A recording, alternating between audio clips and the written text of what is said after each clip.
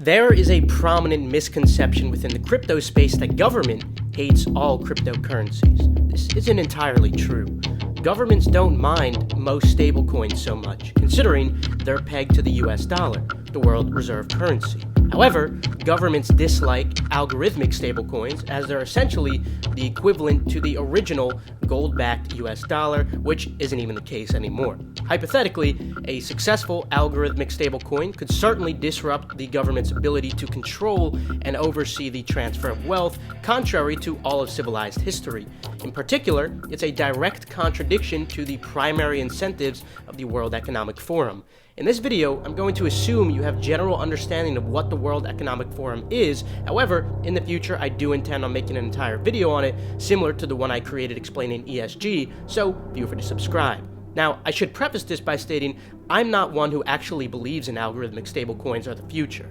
In fact, I'm quite against them, and I feel that there are many unknown variables that make them very unsafe Ponzi schemes. However, this does not take away from the fact that plenty of other people, consequently plenty of other wealth, will be involved in these algorithmic stablecoins. The government doesn't like that. They have no control over it.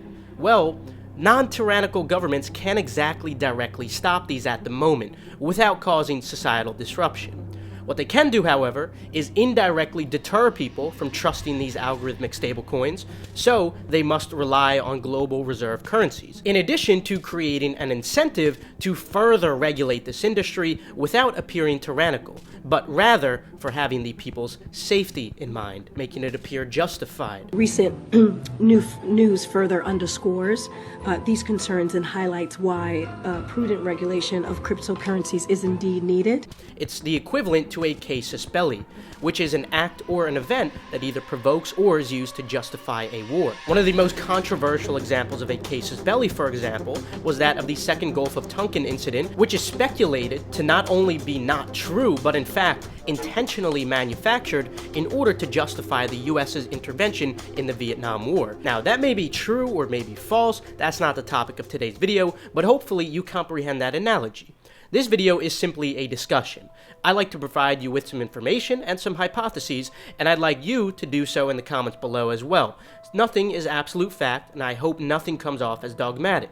Furthermore, I'll also never delete myself. Now, while this hypothesis would be interesting enough in itself, now, let's consider that many individuals were in a position for monetary gain through money laundering on this crypto trading platform. Not only that, but campaign boosts as well, considering money does inevitably buy votes. Exposure does inevitably influence decisions. It certainly would not be the first time that there's been corruption in the government. Well, let's imagine that there's now this tool, which makes money laundering even easier than it was before. Would the amount of corruption increase, or would it decrease? I should also make clear that this video isn't intended to take a political side, as I believe there is immense corruption on both sides of the spectrum. It just so happens that this particular topic may involve some more than others. Looking at an article published all the way back in May of this year, Sam Bankman-Fried said that he expects to give north of $100 million in the next presidential election and has a soft ceiling of $1 billion, with his spending likely to be on the higher end if former President Donald Trump runs again. Is anyone else having deja vu here? From 1991 to 2008, Bernie and Ruth Madoff contributed about $240,000 to federal candidates, parties, and committees, including $25,000 a year from 2005 through 2008 to the Democratic Senatorial Campaign Committee. The primary difference is the absolute massive difference in the quantity of money, of course. The similarities could either be that both Fried and Madoff care deeply about their political ideologies, or perhaps it could be some form of protection from investigations. I don't know. As I said, I want to provide you guys with some information so we could consider some possibilities that the mainstream media seems to just be ignoring right now. Furthermore, there appears to be some fascinating coincidences, but again, just coincidences as far as we know. April 25th, 2019, Biden announces his presidential campaign. 13 days later, Sam Bankman-Fried, son of Barbara Fried, co-founder of political fundraising organizations, launches FTX crypto exchange. The exchange is an overnight success. SBF becomes the biggest donor to Biden. Now, consequently, the collapse occurred on none other than Election Day. Again, I don't want to appear dogmatic in this very controversial subject because I truly don't know. I just want to have a conversation about this, and it feels like the mainstream media outside of Twitter isn't really talking about this. Hence, I also think it's worth mentioning an opposite theory too. Perhaps the collapse on election day was deliberately chosen, precisely in order for the general public to place blame away from FTX and more on government corruption. If that's true, absolutely 4D chess, genius long-term play.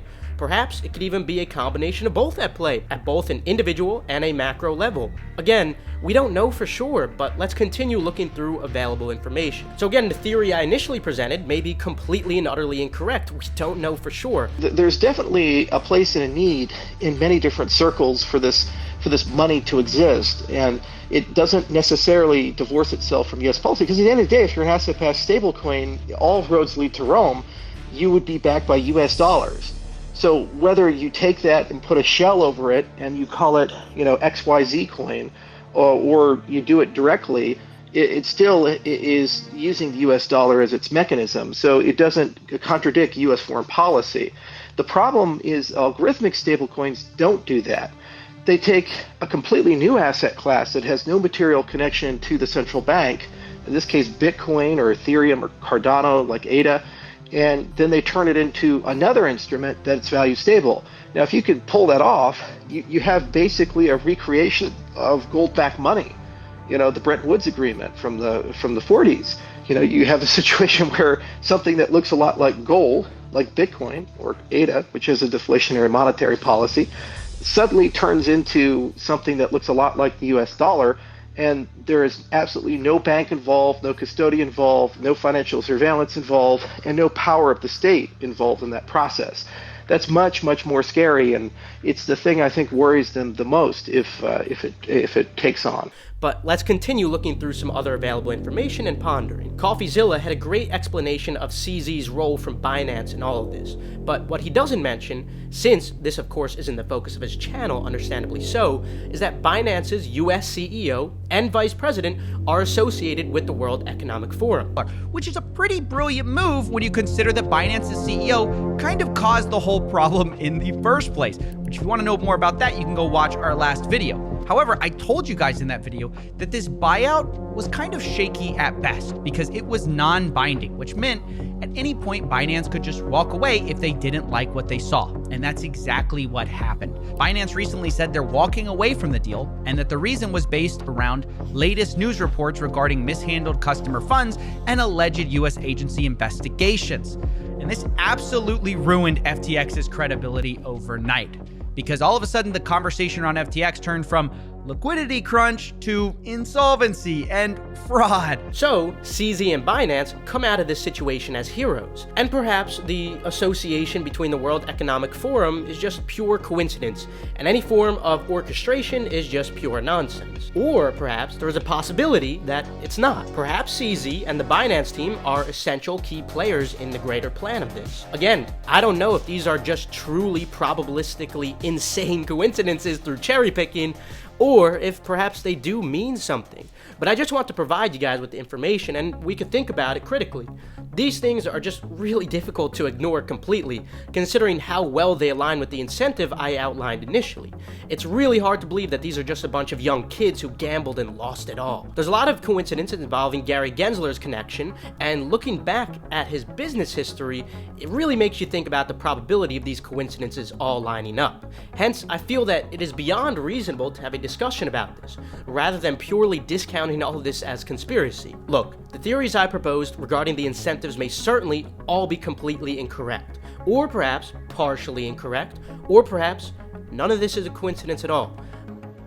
The second is that FTX crosses into a zone that all of us are worried about. On the balance sheet of FTX is a line called Trump lose. And Sam was the second biggest donor to Democratic candidates. I'm going to leave it to everybody else to draw their own conclusions about what you're saying here. Right? Those are really, really ugly facts when you see a fraud of this magnitude having played out, and you find no regulators were there to prevent it. that's a really, really tough story. I also want to emphasize that I'm not a supporter of algorithmic trading coins, although I don't disagree that in the future, some kind of decentralized solution may be ideal if the World Economic Forum's goals truly do begin to come to fruition. Again, full video on that in the future. However, there certainly are plenty of people and plenty of wealth that do believe that they are the solution. Consequently, I believe this theory is still very reasonable. I also want to emphasize that I don't subscribe to any particular political party, and I believe that there is corruption on both ends of the spectrum. It just so happens that today's topic involves one side more than the other. Hence, I hope that this video isn't misinterpreted in that regard. Lastly, you may be wondering why I didn't mention anything regarding the Ukraine funds and how that ties in with this. I think it's ideal to wait on some more information before diving into those speculations in particular, but I also don't want to completely discount them either, so feel free to discuss them in the comments below, as well as anything else. There's a lot more to this, so I really do encourage you guys to do some outside research, as will I. The slogan of this channel is trying to understand, and that's precisely what I'm trying to do, and I hope you guys are too.